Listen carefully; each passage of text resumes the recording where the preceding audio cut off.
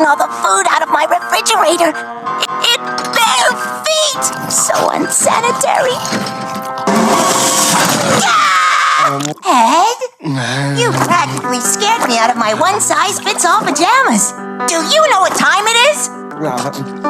Ed? Don't make me use this. You ate Jim. Ed, cacti have feelings just like you.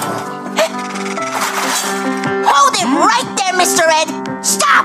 Where are you going with all my food? Ed, they'll spoil.